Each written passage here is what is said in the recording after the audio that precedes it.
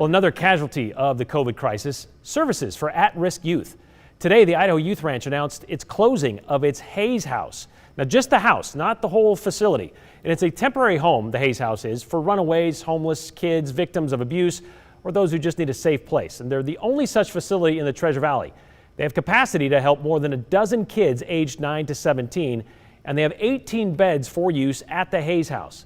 Last year, they provided 3,000 shelter nights to kids in crisis.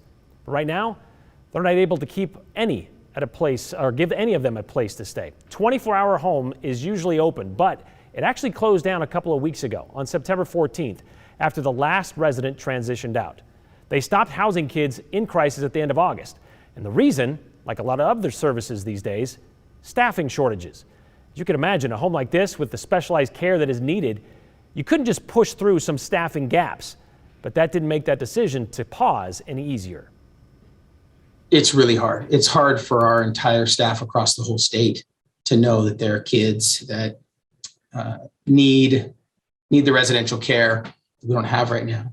At the same time, we knew we didn't have another option because the only other option was to provide low quality care and not maintain the standards that we need to maintain, both for the kids' sake and for the staff's sake.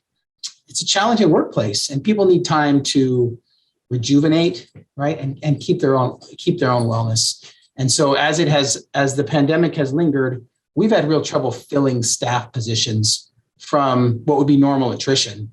We just haven't been able to fill in the staff position. So that has become more and more critical.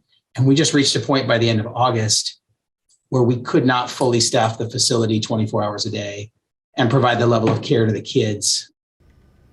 Scott Curtis says they need about a dozen more staff members to get on that road to reopening. Even then, it's going to take some time. First, they have to find the right passionate people who want to work with kids who've had to deal with some sort of trauma.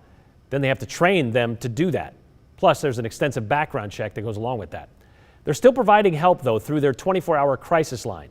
But if you or someone you know would be interested in helping this nonprofit essential youth service get back up and running, we're going to have a link to their website in this story at ktvb.com.